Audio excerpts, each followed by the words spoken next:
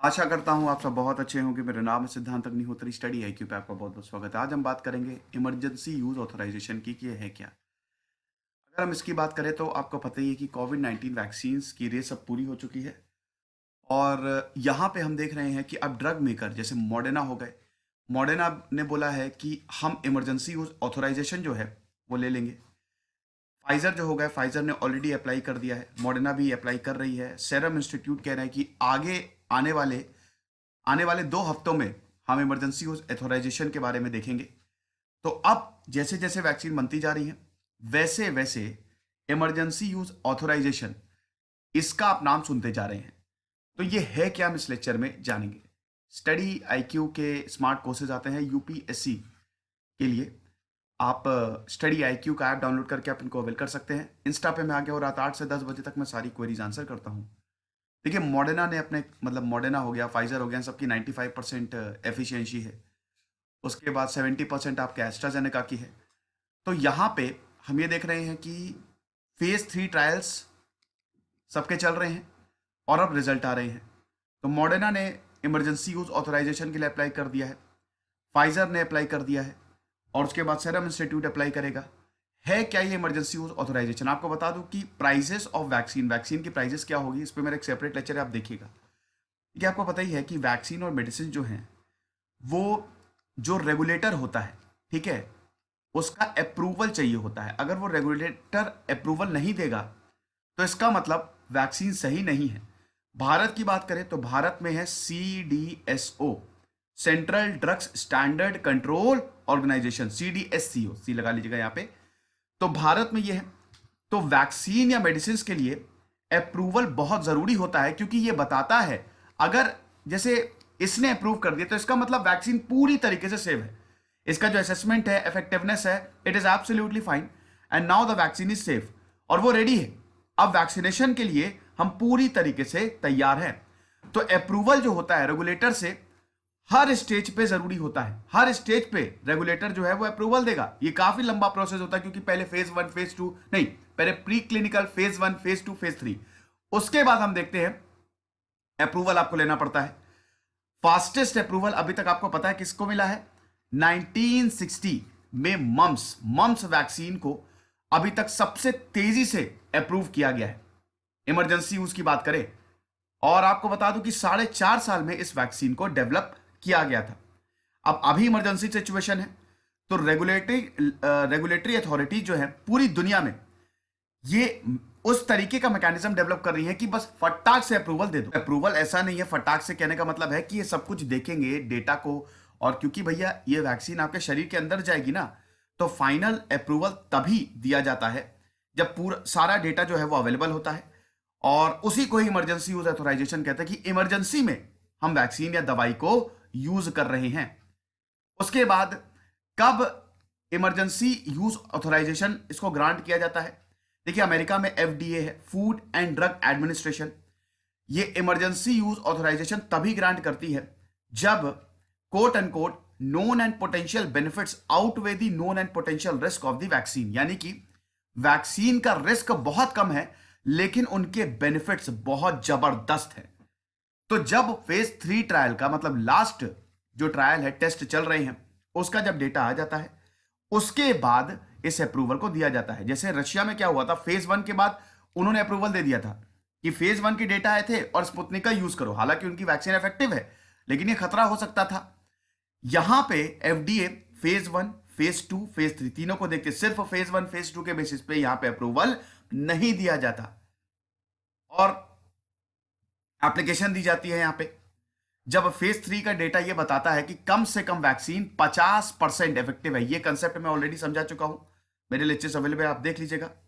तो कम से कम 3,000 trial participants जो बहुत हाई प्रोपोर्शन में हैं, जिनको एनरोल किया गया उनको देखा जाता है और उसके बाद और कोई साइड इफेक्ट्स तो नहीं है, ये सब चीजें देखी जाती है। उसके बाद ऑथराइजेशन जो है वो दिया जाता है। ठीक है, तो मॉडर्ना, फाइजर और जो आपके एस्ट्राजेनेका है, ये सब पैमाने पे जब खड़े उतरेंगे तभी इनको ग्रांट किया जाएगा। तो ये इमरजेंसी यूज ऑथराइजेशन जो है ये नेक्स्ट स्टेप है।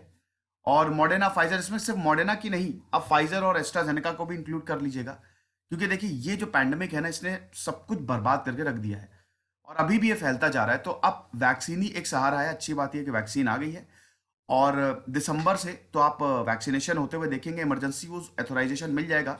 साथ ही साथ जनवरी, फरवरी, मार्च मैक्सिमम भारत में भी वैक्सीन आ जाएगी। अब एक और सवाल ये भी है कि इमरजेंसी यूज ऑथराइजेशन जो भारत में होगा उसका प्रोसेस क्या है। देखिए हमने अमेरिका के बारे में तो आपको बता दिया। अमेरिका में रूल्स एंड रेगुलेशन लिखे हुए हैं कि अगर इमरजेंसी यूज ऑथराइजेशन करना है तो आपको ये फॉलो करना पड़ेगा। लेकिन एक्सपर्ट्स और एक्टिविस्ट का ये बोलना है कि भारत की जो CDSCO है, कोई प्रोविजन नहीं है। इंडिया की जो ड्रग रेगुलेशन है, इमरजेंसी यूज ऑथराइजेशन का देयर इज नो प्रोविजन। तो अब हम क्या करें? अब CDSCO इमरजेंसी या रिस्ट्रिक्टेड इमरजेंसी अप्रूवल्स देती है। पैंडेमिक में रेमडेसिविर हो गया, फेविपिराविर हो गया जून में, इटोलीजुमाब हो गया जुलाई में, इन सबको इमरजेंसी यूज ऑथराइजेशन दिया है कि आप यूज कर सकते हो। लेकिन प्रोविजन क्या है नहीं पता। यहां पे मुरली नीलकंठन बोलते हैं, जो कि लॉयर है, वो बताते हैं कि अभी तक हमको नहीं पता कि ये किस तरीके से दिया गया, इमरजेंसी यूज ऑथराइजेशन दिया कैसे है। क्योंकि मैंने तो सब कुछ छान मारा, सारे कानून देख लिए, कोई भी ऐसा क्लॉज मुझे नहीं मिला जो इसकी इजाजत देता हो। तो ये क्या है, कौन से रूल्स हैं जो इमरजेंसी यूज ऑथराइजेशन दे रहे हैं भारत में, ये नहीं पता। तो ये भारत की बात है। अब उसके बाद कि कोविड-19 vaccine emergency use authorisation Bharat में कैसे मिलेगा और कब मिलेगा। देखिए यहां पे सीनियर गवर्नमेंट ऑफिशियल ने बताया है इंडियन एक्सप्रेस से बात करते हुए कि जो भी कंपनी जो वैक्सीन बना रही है, अगर उसको भारत में इमरजेंसी यूज ऑथराइजेशन चाहिए तो सबसे पहले तो उसको लोकल ट्रायल्स करवाने पड़ेंगे भारत में। मैंने बताया कि ये डेमोग्राफी पे भी डिपेंड करता है। ठीक है, तो वैक्सीन जो है सेफ है, इफेक्टिव है भारत के लोगों पे, यहां पे ट्रायल्स हो रहे हैं, बढ़िया है। एक मैंने बताया ना, कंडीशन ये भी है कि जैसे मॉडर्ना या फाइजर है, इनको भारत में ट्रायल कंडक्ट करवाने पड़ेंगे। अभी तक ये लोग भारत में ट्रायल कंडक्ट नहीं करवा रहे।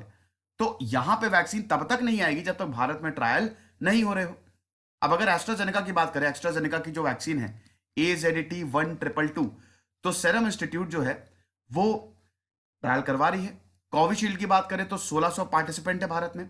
भारत बायोटेक भी अभी मतलब फेज 3 ट्रायल्स में है, जो उनकी वैक्सीन है कोवैक्सीन। ठीक है, तो डॉक्टर रेड्डी लेबोरेटरी भी यही फेज 2 फेज 3 जो उनकी रशिया की स्पुतनिक वैक्सीन है वो भी ये कंडक्ट करवाएंगे। तो कहने का मतलब ये है कि अगर आपको भारत में वैक्सीन का इमरजेंसी यूज ऑथराइजेशन चाहिए तो आपको भारत में ट्रायल कंडक्ट करवाने पड़ेंगे। अभी बीते 2 हफ्तों में एस्ट्राजेनेका और ऑक्सफोर्ड यूनिवर्सिटी ने अपने रिजल्ट पब्लिश किए और उसके बाद रेगुलेटर्स के पास जाने वाले हैं। सीरम इंस्टीट्यूट ने तो बोला ही है कि हम रेगुलेटर्स के पास जाएंगे और इमरजेंसी यूज ऑथराइजेशन लेंगे, कोशिश करेंगे कि वो हमको दे दे ताकि वैक्सीनेशन जो है वो कंडक्ट करवाया जा सके। अब इमरजेंसी यूज ऑथराइजेशन क्या इससे पहले भी ग्रांट हुआ है, या ग्रांट हुआ है तो कब कब ग्रांट किया गया है? देखिए ये रीसेंट फेनोमेना है। इमरजेंसी मतलब क्या हुई, मैंने बताया ना कि इमरजेंसी यूज ऑथराइजेशन का मतलब ये होता है कि अब जैसे पैंडेमिक है, अब इसने बर्बाद करके रखा हुआ, बैंड बजाई हुई है, तो भैया इमरजेंसी यूज ऑथराइजेशन दे दो, क्योंकि तो इमरजेंसी है ना, इसको रोकना बहुत ज्यादा जरूरी है। तो ये रीसेंट फेनोमेना है। इसको तभी ग्रांट किया जाता है जब पब्लिक हेल्थ इमरजेंसी हो, पब्लिक की हेल्थ को खतरा हो। जैसे इससे पहले इबोला वायरस, जीका वायरस, मर्स वायरस, यहां पे लोगों को खतरा था, इसलिए इमरजेंसी यूज ऑथराइजेशन ग्रांट किया गया। अब जैसे रेमडेसिविर या फेविपिराविर की बात करें तो उनको भी इमरजेंसी यूज ऑथराइजेशन मिला कि कोविड-19 को ट्रीट किया जा सके। ठीक है, फिर क्या रिस्क है? Is there a risk in using a product that has only been granted an emergency use authorization? जो प्रोडक्ट हम इमरजेंसी यूज ऑथराइजेशन के लिए यूज कर रहे हैं, क्या उसमें रिस्क है? देखिए यूएस FDA ये बोलती है कि पब्लिक को इन्फॉर्म करना चाहिए कि जो प्रोडक्ट आपको दे रहे हैं वो सही है कि नहीं। ठीक है, अब इसमें अप्रूवल का काम बहुत बड़ा हो जाता है और पब्लिक के पास राइट टू रिफ्यूज भी होना चाहिए। देखिए इमरजेंसी यूज ये फुली अप्रूवल नहीं है, ये सिर्फ इमरजेंसी यूज अप्रूवल है।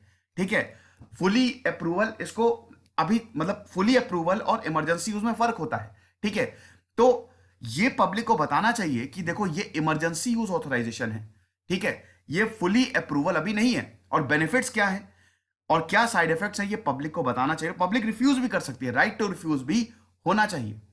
अब ये तो डिबेट का मुद्दा है, बहस का मुद्दा है कि क्या पब्लिक के पास ऑप्शन होना चाहिए। देखिए पब्लिक के पास ऑप्शन, अब मान लीजिए कि एक जैसे वैक्सीन आई, अब वैक्सीन का यहाँ पे लोगों ने बोले कि हम नहीं लगवाएंगे। अरे भैया नहीं लगवाओगे तो फिर तुम जाके इसी बीमारी को फैलाओगे, और ज्यादा दिक्कत होगी। ये आपके लिए भी प्रॉब्लम है, देश के लिए भी प्रॉब्लम है, ठीक है। अब अगर मान लो कि उसके साइड इफेक्ट्स है या सरकार को छुपा रही है, तो भाई पब्लिक के पास राइट है कि वो रिफ्यूज कर दे। तो दोस्तों ये तो खैर बहस का मुद्दा है कि पब्लिक को ये राइट टू रिफ्यूज देना चाहिए कि नहीं देना चाहिए। लेकिन अभी तक कोई भी देश ने वैक्सीन को कंपलसरी नहीं कराया है लोगों के लिए, ठीक है। जितनी भी वैक्सीन है अभी जो आने वाली भी हैं, they are likely to be deployed on emergency use authorization only. Final approval में महीनों लगेंगे, अभी 1-2 महीने लगेंगे। इमरजेंसी यूज ऑथराइजेशन जल्दी मिलेगा। तो ये लेक्चर था, ये सब तो चलिए मैं आपको बता ही चुका हूं। अब दोस्तों मेरा टेलीग्राम चैनल है, अभी 12,000 सब्सक्राइबर हैं, तो आप यही वाला ज्वाइन करिएगा, ये ऑफिशियल है। Thank you so much.